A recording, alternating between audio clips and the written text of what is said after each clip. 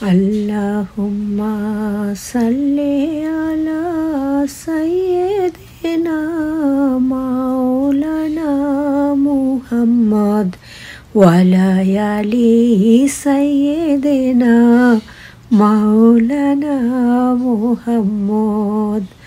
আল্লাহুম্মা সাল্লি আলা সাইয়্যিদিনা মাওলানা মুহাম্মদ ওয়া আলা আলি সাইয়্যিদিনা মাওলানা মুহাম্মদ।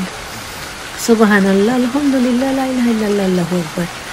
আসসালামু আলাইকুম ওয়া রাহমাতুল্লাহি ওয়া বারাকাতুহু।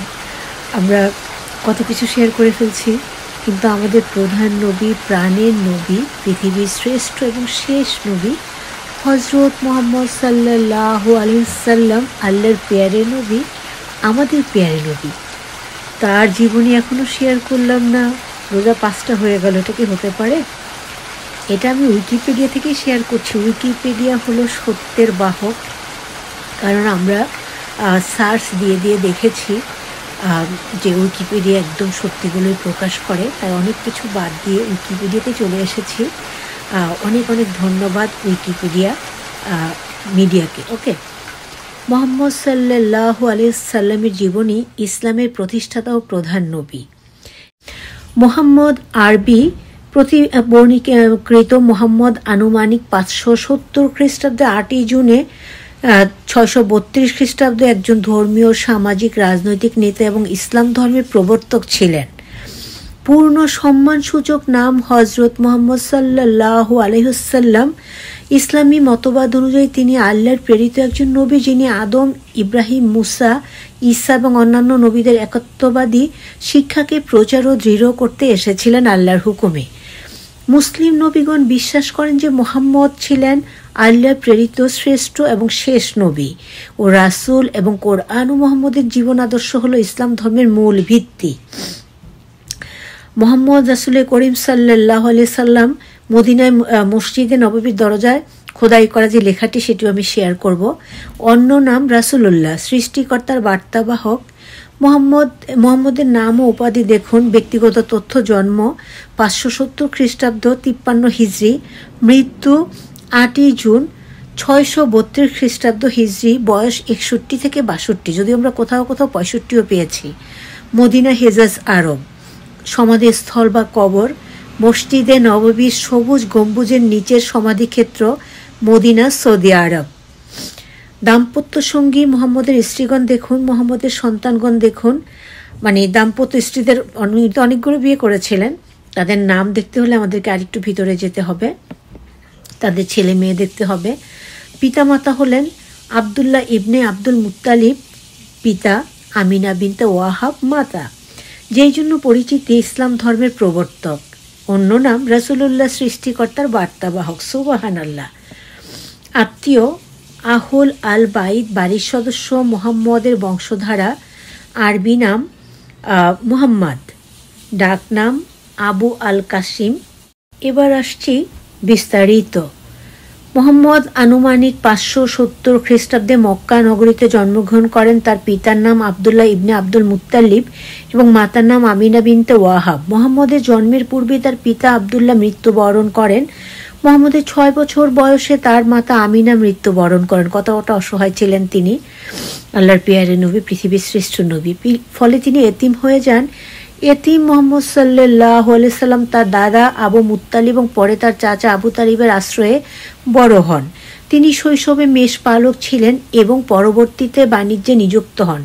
তিনি 25 বছর বয়সে খাদিজাকে বিয়ে করেন, যার বয়স ছিল 40 বছর স্ত্রীর, আর আমাদের নবীজির বয়স ছিল 25 বছর। আর এখানে আমরা নিশ্চয়ই জানি যে নবীজি দুধমাতা হালিমার কাছে দুধ খেয়ে বড় হয়েছিলেন, এবং ইসলামের আগমনের পূর্ব থেকে তিনি মূর্তি পূজা এবং পৌত্তলিক রীতিনীতি বর্জন করে চলতেন। পরবর্তী জীবনে তিনি মাঝে মাঝে নূর পর্বতের হেরা নামক গুহায় রাত্রি যাপন করতেন এবং একাগ্র চিত্তে ধ্যানমগ্ন থাকতেন। ইসলামী সূত্র অনুযায়ী মুহাম্মদ পড়তে পারতেন না এবং লিখতেও জানতেন না। আনুমানিক 610 খ্রিস্টাব্দে হেরা গুহায় অবস্থানকালে জিব্রাইল নামক ফেরেশতা মুহাম্মদের কাছে আসেন এবং তাকে আল্লাহর পক্ষ থেকে ওহী বা বাণী পৌঁছে দেন। তখন মুহাম্মদের বয়স ছিল 40 বছর। প্রথম 3 বছর তিনি গোপনে ইসলাম প্রচার করেন।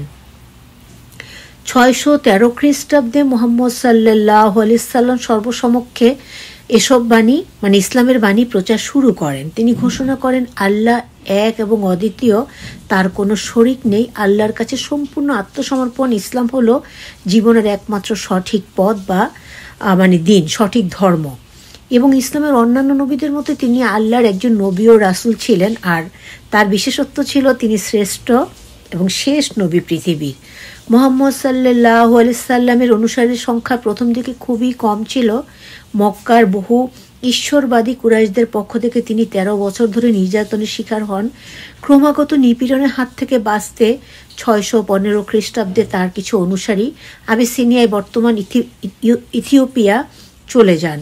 পরবর্তীতে 622 খ্রিস্টাব্দে কুরাইশ বংশের নেতৃবৃন্দ তাকে হত্যার ষড়যন্ত্র করলে তিনিও তাঁর অনুসারীরা মক্কা থেকে মদিনায় তৎকালীন নাম ইয়াসরিব চলে যান।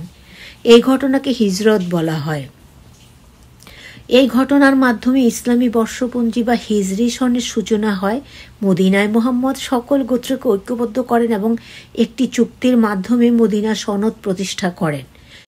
629 খ্রিস্টাব্দের ডিসেম্বরে মক্কার গোত্রগুলোর সাথে 8 বছর ব্যাপী আন্তঃবৈরিতার পর মুহাম্মদ 10,000 মুসলিম সৈন্যের একটি বাহিনী নিয়ে মক্কা শহরের দিকে অগ্রসর হন।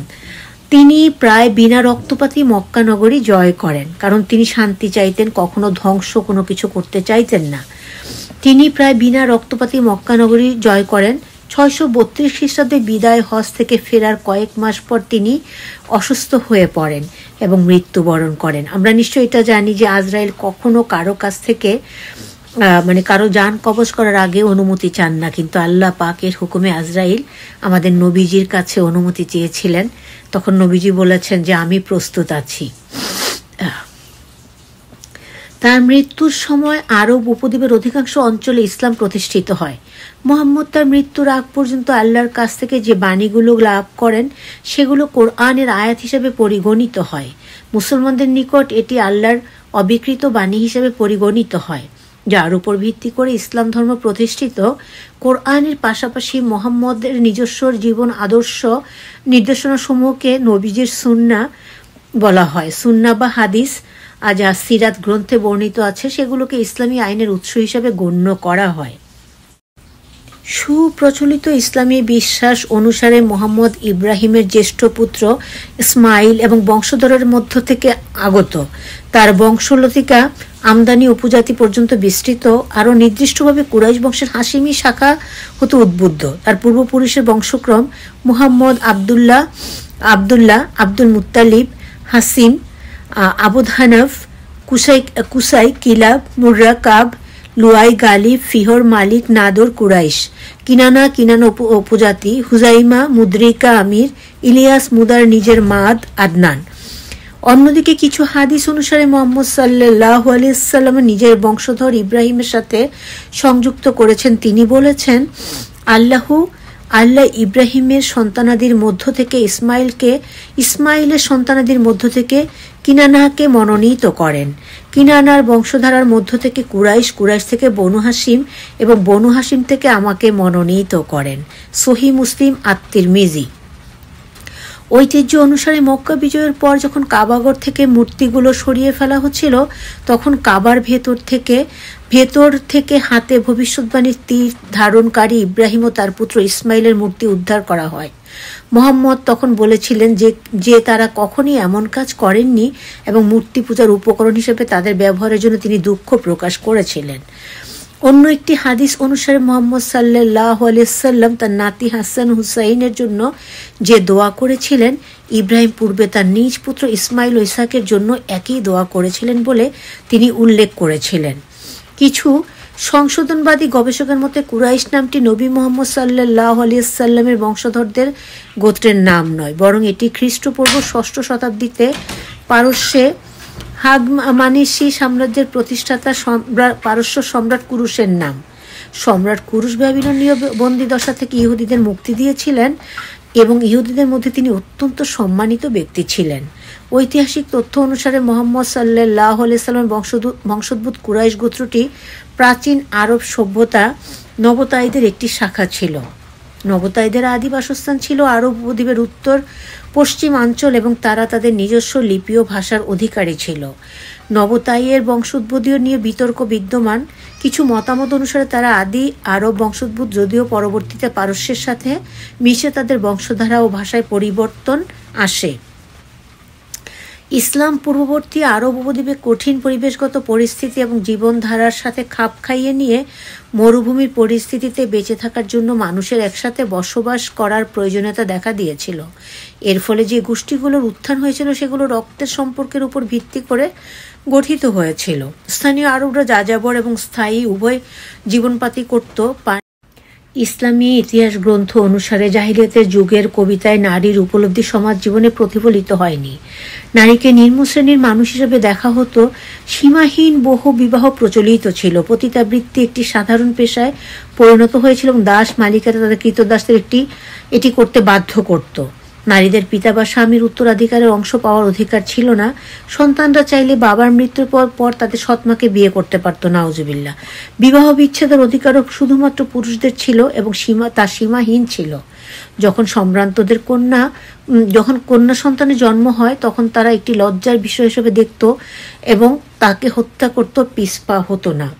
ইসলামী সমাজের স্মৃতিতে জাহেলিয়া যুগে জীবিত কন্যা শিশুকে মাটিতে পুঁতে ফেলার ঘটনা গুরুত্বপূর্ণ স্থান দখল করে আছে। কোরআনের সূরা তাকবীরের 8ম ও 9ম আয়াতে কন্যা শিশুদের জীবন্ত কবর দেওয়ার বিষয়টি উল্লেখ করে এই ঘটনার সমালোচনা করা হয়েছে। বলা হয়েছে, যখন জীবন্ত পুঁতে ফেলা কন্যা শিশুকে জিজ্ঞেস করা হবে, কোন অপরাধে তাদেরকে হত্যা করেছ? সূরা তাকবীর আয়াত 89। কন্যা শিশুকে জীবন্ত কবর দেওয়ার প্রথা ব্যাপকভাবে প্রচলিত ছিল না, তবে মাঝে মাঝে এটি করা হতো। কিছু গোত্রের মধ্যে এই ঘটনায় বেশি দেখা গেলেও অন্যদের মধ্যে এটি খুবই বিরল ছিল। এছাড়াও শহরের তুলনায় মরুভূমি গ্রামাঞ্চলে এটি বেশি দেখা যেত। তবে মুহাম্মদ সাল্লাল্লাহু আলাইহি সাল্লাম গোত্র কুরাইশদের মধ্যে এই প্রথা বিদ্যমান ছিল বলে মনে করা হয়, তবে তা ব্যাপক ছিল না। আরেকটি উল্লেখযোগ্য দিক যে কোরবানি দেওয়া বা অন্য কারণে শিশু হত্যার ক্ষেত্রে আরবরা অন্য জাতিদের তুলনায় খুব বেশি আলাদা ছিল না। আমরা তো সবাই জানি পবিত্র কোরআন রোজার মধ্যে 20 রোজার পরে কোনো এক বেজোর রাতে আমাদের নবী হজরত মুহাম্মদ সাল্লাল্লাহু আলাইহি ওয়াসাল্লামের উপর অবতীর্ণ হয়েছিল। সুবহানাল্লাহ, আলহামদুলিল্লাহ, লা ইলাহা ইল্লাল্লাহ, আল্লাহু আকবার। এই সেই রমজান মাস। আর নবীজির জীবনী শেয়ার করতে গেলে মনে হয় ঘন্টার পর ঘন্টা শেষ হয়ে গেল, শেয়ার করা হবে না। আমি সংক্ষিপ্ত আকারে শেয়ার করার চেষ্টা করছি। নবী আগমনের প্রত্যাশা। ধ্রুপদী ধর্মীয় বর্ণনা অনুসারে ইসলাম পূর্ব যুগে হানিফ ধর্ম অবলম্বী আরব কবিরা, যাদের রহস্যময় ক্ষমতার অধিকারী বলেও মনে করা হতো, তাদের কবিতা একজন নবীর আসন্ন আগমনের ভবিষ্যৎবাণী করেছিলেন। যদিও কোরআনে ভবিষ্যৎবাণী অনুরূপ অনুশীলনগুলোকে সমর্থন করা হয় না, তবু ওসব সমাজে এ ধরনের বক্তব্যগুলোকে গুরুত্বপূর্ণ বলে বিবেচিত করা হয়। কোরআনের সূরা আস-সাফ এর 6 নং আয়াত অনুসারে নবী ঈসা বনি ইসরায়েলের সম্বোধন করে বলেছিলেন, স্মরণ করো যখন মরিয়মের পুত্র ঈসা বলেছিল, হে বনি ইসরায়েল, আমি তোমাদের প্রতি আল্লাহর রাসূল, আমার পূর্ববর্তী তাওরাতের আমি সত্যায়নকারী এবং আমি একজন রাসূলের সুসংবাদদাতা। তিনি আমার পরে আসবেন। আমাদের নবীজির কথা বলেছেন এখানে, যার নাম আহমদ। অতঃপর সে অর্থাৎ ঈসা যার সম্পর্কে সুসংবাদ দিয়েছিলেন, সেই নবী যখন তাদের কাছে সুস্পষ্ট নির্দেশ নিয়ে আসলো, তখন তারা বলল, এটা তো স্পষ্ট জাদু। নাউজুবিল্লাহ। মুহাম্মদের নাম বিভিন্ন ধর্মগ্রন্থে বিভিন্নভাবে উল্লেখ করা হয়েছে বলে একটি ধারণা প্রচলিত। এর মধ্যে একটি হাদিসে বলা হয়েছে, আমার নাম কুরআনে মুহাম্মদ, ইনজিলে আহমদ এবং তাওরাতে আহাদ। তবে বর্তমান আধুনিক ইঞ্জিলগুলোতে এই নামগুলোর স্পষ্ট উল্লেখ পাওয়া যায় না। তবে কিছু ইসলামী পণ্ডিত যোহন ইঞ্জিলের পারাক্লিত শব্দটিকে মুহাম্মদের সাথে সম্পর্কিত বলে মনে করেন। খ্রিস্ট ধর্মে পারাক্লিতে পবিত্র আত্মা হিসাবে আখ্যা করা হয়। যোহন ইঞ্জিলের 14তম অধ্যায়ে যিশু কর্তৃক পারাক্লিত সত্যের আত্মা সম্পর্কে বলা হয়েছে, আমিও পিতাকে অনুরোধ করব আর তিনি তোমাদের সঙ্গে চিরকাল থাকার জন্য তোমাদের জন্য অন্য একজন সাহায্যকারী সত্যের আত্মা দেবেন। জগৎ তাকে গ্রহণ করতে পারে না, কারণ সে তাকে দেখে না, জানে না। তোমরা তাকে জানো, কারণ তিনি তোমাদের মধ্যে বাস করেন এবং তোমাদের মধ্যে থাকবেন। যোহন ইঞ্জিল 14তম অধ্যায়। সপ্তদশ শতাব্দীর বিখ্যাত ওসমানীয় পর্যটক ইউনিয়াস সেভিলি ও তার এবার আমরা জানবো কোরআন কোথায় অবতীর্ণ হয়েছিল। পবিত্র কোরআনের ইতিহাস বলতে হলে নবী মুহাম্মদ সাল্লাল্লাহু আলাইহি সাল্লামের উপর ধারাবাহিকভাবে নাজিলকৃত আয়াত গ্রন্থাকারে লিপিবদ্ধ করাকে বোঝানো হয়। এটি কয়েক যুগ যাবৎ ব্যাপ্ত ছিল এবং ইসলামের প্রাথমিক ইতিহাসের একটি গুরুত্বপূর্ণ অংশ ছিল। মুসলিমদের বিশ্বাস ও ইসলামী গবেষকদের তথ্য মতে কোরআন নাজিল 610 খ্রিস্টাব্দে শুরু হয়, যখন ফেরেশতা জিব্রাইল আরাবিক মক্কা নগরী হেরা পর্বত সর্বপ্রথম কোরআনের সূরা আলাক এর প্রথম 5টি আয়াত নবী করিম সাল্লাল্লাহু আলাইহি সাল্লামকে পাঠ করান। আর এই ধারাবাহিকতা 632 খ্রিস্টাব্দে তার ইন্তেকালের মাধ্যমে শেষ হয়। আমরা যে কোরআন গ্রন্থাকারে দেখতে পাই সেটি সংকলন করেছেন ইসলামী তৃতীয় খলিফা ওসমান রাদিয়াল্লাহু তাআলা আনহু 644 থেকে 656। তিনি আমিরুল মুমিনুন বা বিশ্বাসীদের নেতা হিসেবে তার খিলাফতে ইসলামিক সরকারের সময় হুযায়ফা ইবনে ইয়েমেনি রাদিয়াল্লাহুর পরামর্শে এই দায়িত্ব পালন করেন, যার জন্য তাকে আজও জামিউল কোরআন বা কোরআন সংকলনকারী বলা হয়। আর পুরো বিশ্বে তার সম্বন্ধে লিপিবদ্ধ করা কোরআন প্রচলিত রয়েছে। অধ্যাপক ফ্রান্সিস এডওয়ার্ড পিটার্সের ভবিষ্যৎ ভাষ্যমতে কোরআন সংস্করণের ক্ষেত্রে পক্ষপাত এড়াতে অত্যন্ত রক্ষণশীলতা ও সর্বাধিক সতর্কতা অবলম্বন করা হয়েছে।